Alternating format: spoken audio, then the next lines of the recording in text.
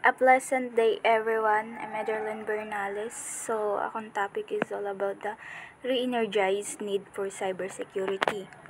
Yan na panahon, kailangan naton pakusgon o makusod na proteksyon laban ha mga cyber attack. Kasi damo na ang nagamit han internet, damo na liwatan mga hacker. So, amo itong mas need naton ang cybersecurity para makip safe ang aton mga information. Unquote is every technology-enabled advancement carries with it unique and new risk. So, pag may bago nga technology na nade-develop o ginagamit, may dahiya kaakibat na risk o problema na pwede lumutaw, or for example may bago na app or AI tool kun diin pwede ya makapaghatag bulig ha mga tawo, pero pwede or possible maghatag hin bago na isyuhan security privacy. It is no mystery why the public adoption of the internet has taken off. The fundamental core of the internet is the networking of information. The sharing of information leads to insights. Insights lead to ideas. Ideas lead to ideology and philosophy. Ideology and philosophy animate people to self-organize and take action. The time required for the diffusion of information and adoption of ideas has been faster than ever. Following each change in the medium of dispersion, from books to telegraphy, to radio and television, and now the internet, the action-reaction cycle of information has been reduced from decades to hours. Diri na nakakapagtaka kung kay ano nga damo na iton tawo na nagamit han internet. Ang reason niya is kay may kakayahan na ang internet na mag-connect-connecthan mga information. Tapos ito na information pag na-share na haaton, nagkakamay ada kita idea and insight panhunahuna. So amo na ito na ang mga tawo kapag may ada paprehas na tinutuoran or purpose, layunin, nagkakamay ada sinisiring na courage and unity para makahimuhan usa na bagay biskan waray haira nagsusugo ngan hira mismo nag-o-organize ngan nagkikiwa parahan iragin tutuoran. Halimbawa, when people believe that nature should be protected, so nagkakaisa hira para malimpyuhan ang aton environment, o di kaya magplant trees even without the orders from the government. So amo iton ang sinisiring o tinutukoy na ideology and philosophy na ang pagkiwa amo na nag-unites han mga tao para mag-take action. Nasiring liwat didi, before pa ang internet, maiha mag-spread o dispersion and information, kailangan pa umagiha books to telegraphy, radio ngan television. Pero yan na, because of the internet, mas napadalian napalaganaphan mga balita, ideya ngan mga opinion kun hadto na abot year or dekada bago mabatian o mabaruan ang information ngan mga ideya compare na minutes ngan hours nala. In a simple terms, the internet has been made communication and the spread of knowledge faster, making it easier for people to take action or change based on the information they get online. So, the narrative of the internet following its declassification asset of the U.S. Defense Establishment was invariably bright and sunny. There was close to a 3-decade procession of scholarly articles projecting the benefits of globalization unrestricted free trade, global social and economic upliftment, and the spread of liberal values. Discussions of misgivings or dysfunctional outcomes of the internet were minimized as fringe concerns. The widening of income disparities, economical valuation of internet companies, and the concentration of wealth in those who run these internet companies were accepted as inevitable but acceptable adjustment. Pagkatapos waray na i-consider ang internet as pagmamayarihan US Defense or militarihan Amerika, nagtikang inhiyaan pagkitaan mga tao as a positive thing amo na an istorya or tinatawag nga bright and sunny. Ibig sabihin puro mag-upay ngan positive laan pagkita ni raha almost 3 decade o 30 years na hakadamuan na mga scholar or eksperto ang nagsurathan mga article na nagpapakita nga puro mag-upay laan epektuhan internet like globalization, pagkakaugnayan buong mundo, free trade, malayang kalakalan, global social and economic upliftment, and the spread of liberal values. Kung may positive, may dagihapon negative. So, ang mga negative effect o problem han internet, haros diri na napapansin, intuturing nala nira na mababaw o diri na gaano kaimportante. Usa na didian pagdakuhan agwat han kita han mga mayayaman ngan pobre panduwa sobraan hataasan halaga han mga internet companies ngan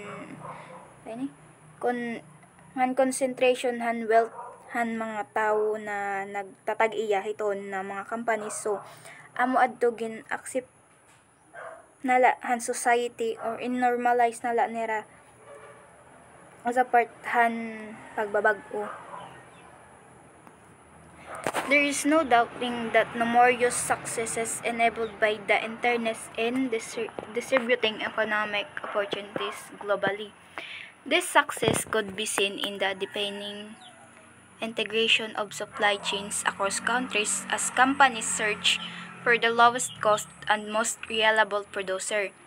For the Philippines, the business process outsourcing industry created a new source of service export earnings other than the remittances of overseas Filipino workers.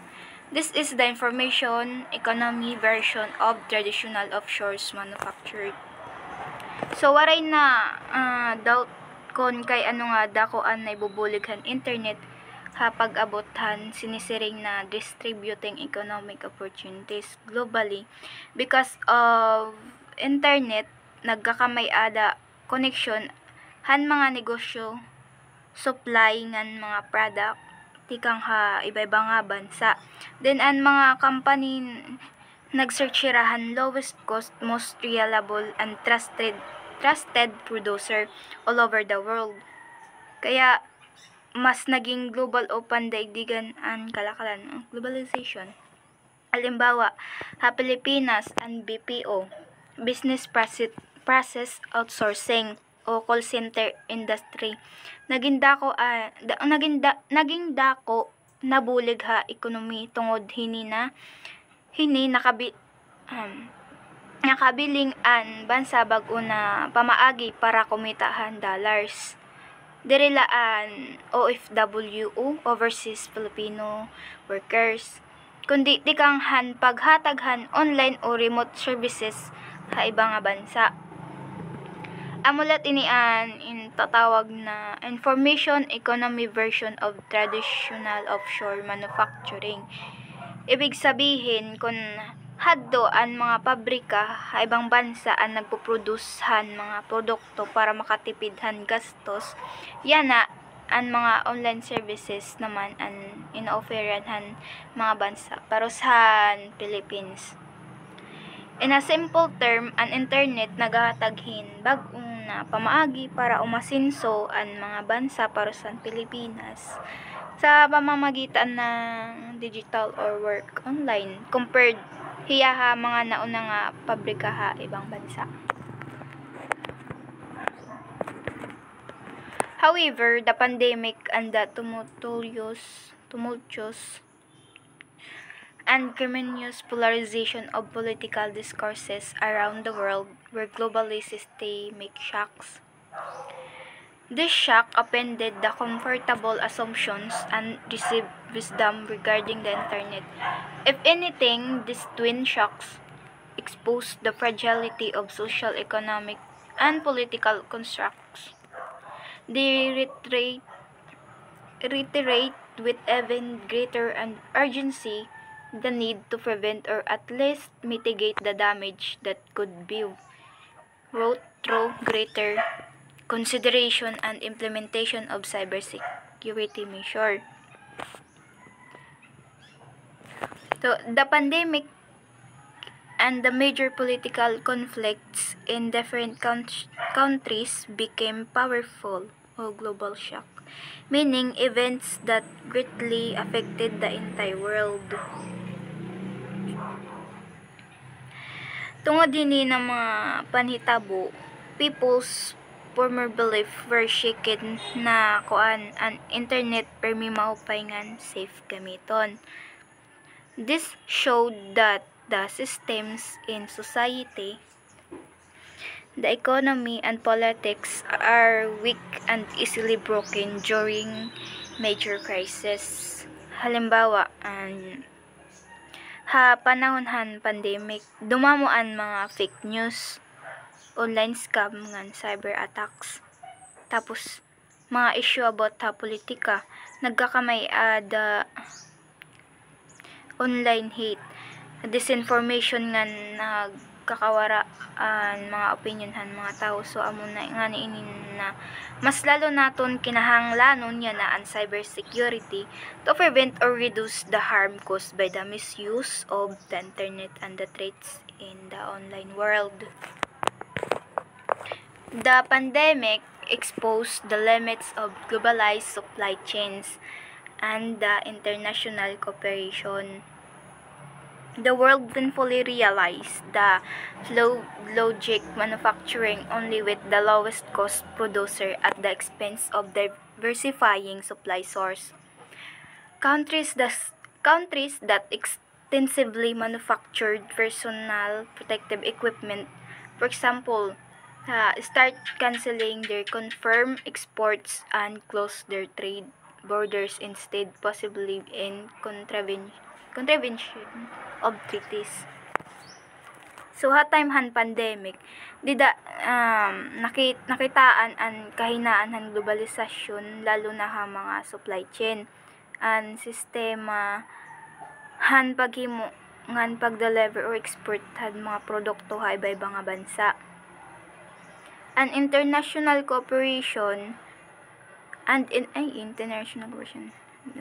Before pa ang pandemic, many countries relied only on the cheapest manufacturers or a lowest cost producer to save money, even if it meant having only a few sources. Pero han umabot na ang pandemic, naging mali ini nga pamaagi o panhona-hona nera.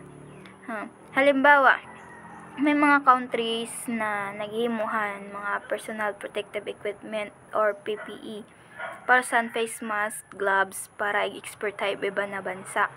Pero anhad to na time, ang pandemic gin-cancel. Gin-cancel ito na mga naunang na-export or na-order. Inclose nera ang trade borders. Ginhimo nera iton para unahon ang pangailangan han era mamamayan or bansa biskan pa inilabaghan kasunduan han pangkalakalan o treaties. And before pa nera na kasunduan. So, because of pandemic, na realize han world na di sapat na umasala usa na bansa nga naghihimuhan mga produkto. Kailangan may iba-iba o nga pinagkukuhaanhan mga supply para maging prepared pag abothan crisis. Simhan pandemic ngan para diri maapektuhan ang trade and economy. The credibility of the internet as an information and news source was even further compromised. Its ability to provide timely and accurate analysis of information about the seriousness of the pandemic was put into a question. Conflicting and incomplete pictures were presented by the media during the early stage of the pandemic.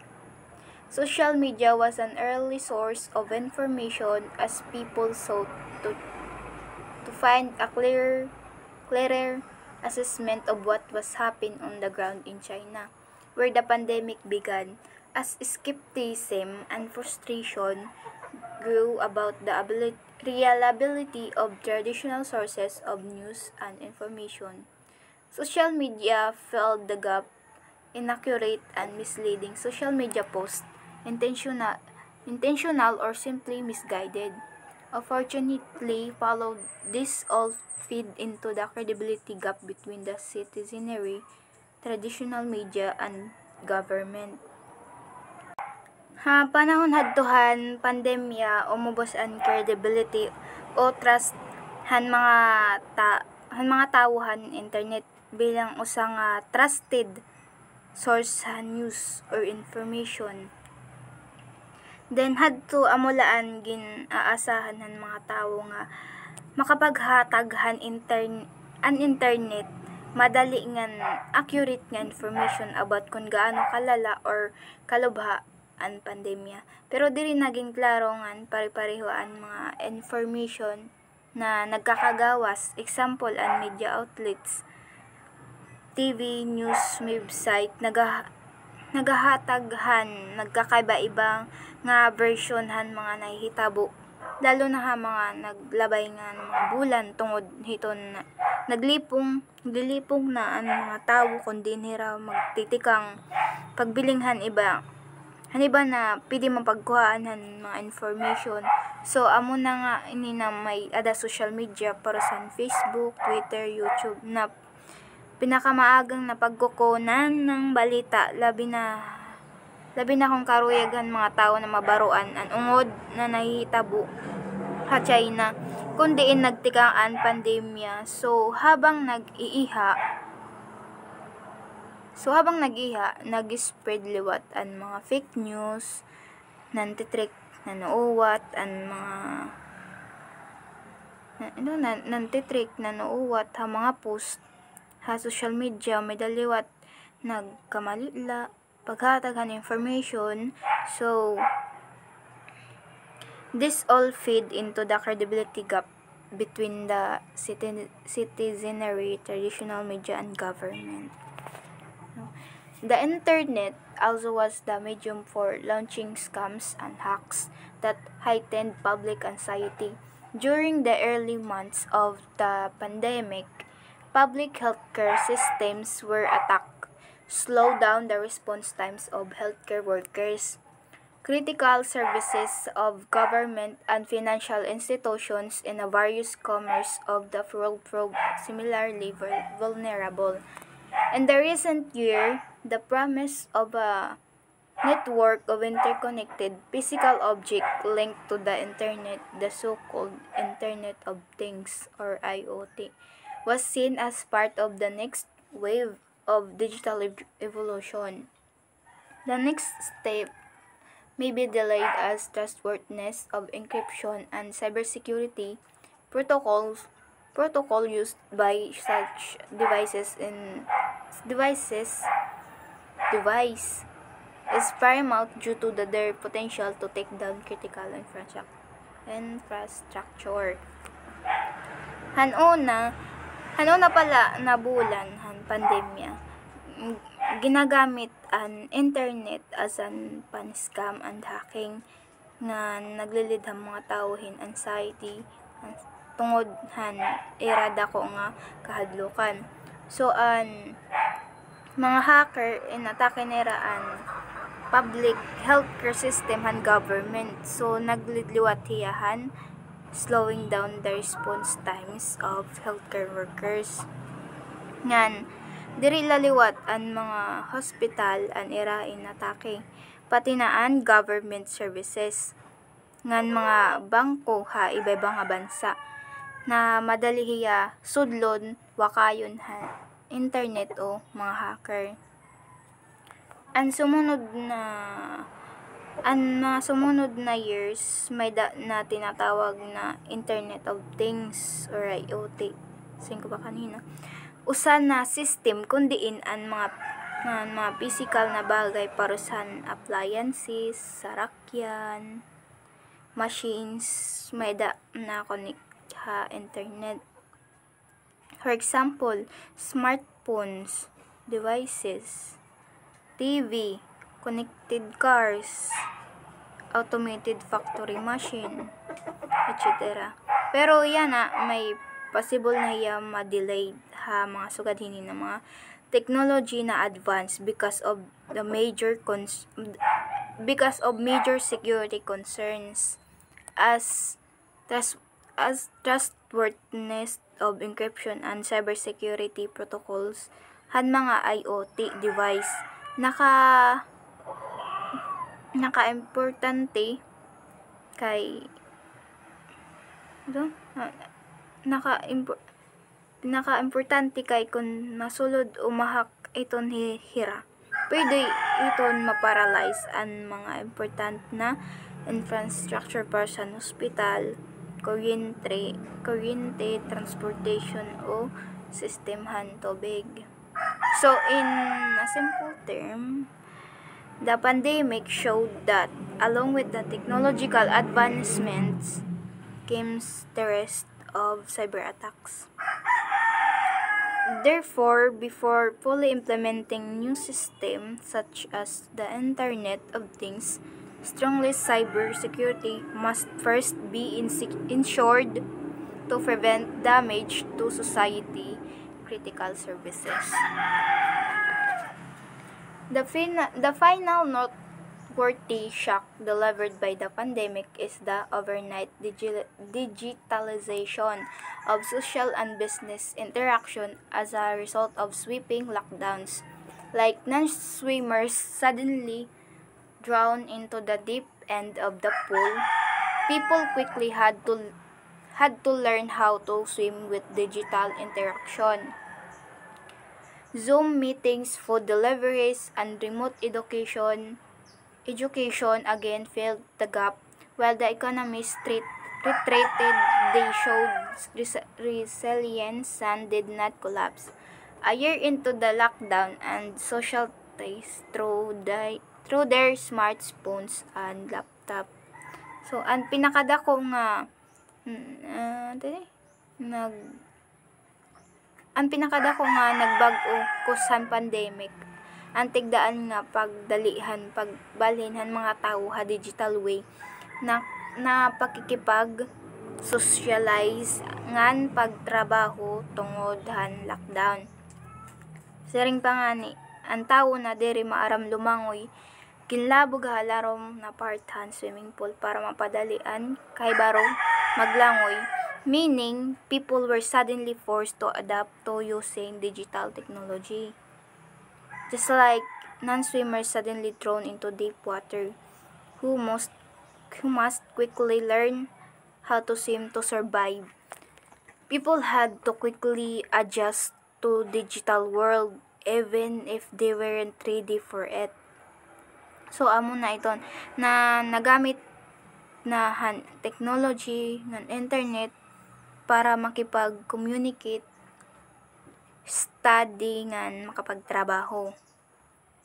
Naging common na ang Zoom meetings parahan mga trabaho tapos klase nagdamo na ang online food deliveries, nagkamada na online shopping, tapos online class, online learning. Because of this, even though the economy collapsed at the start of the pandemic, society did not completely fall apart.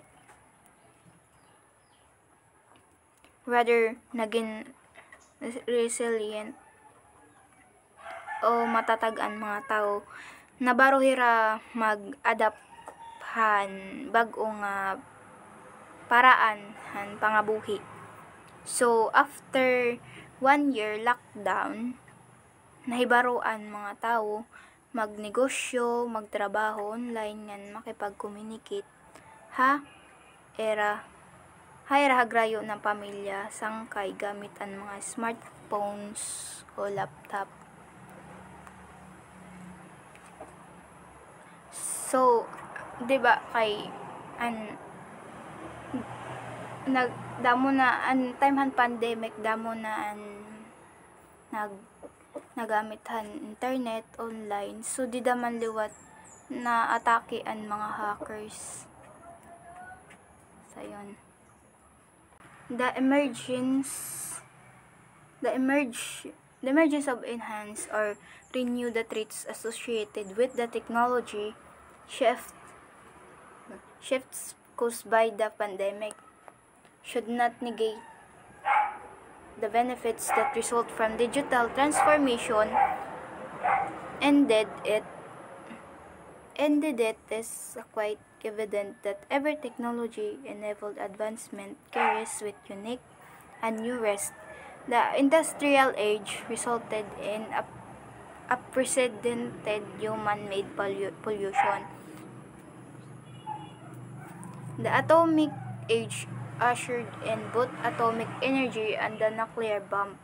Often the change have been especially disruptive so as to overcome the long accepted way of things. The fears arising from this change and the rest will always endanger a generation of Luddites standing athwart the march of technology. Luddites. So, bisan pa may mga bag-ongan mas grabe nga mga risk or problema nga darahan mas napadali nga pagbabag-uhan mga technology tungod han pandemic. Diri dapat maging reason para diri i-continue o i-decline ang digital transformation.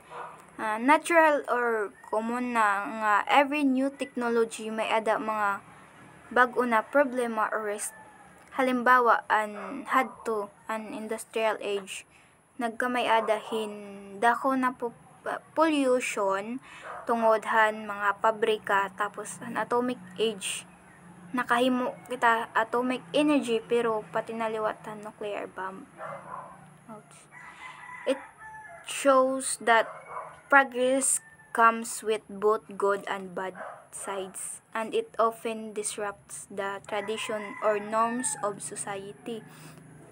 So tungod hinin may mga tao na nahadlok o nagre-resist han changes na tinatawag naman hirang nga Luddites.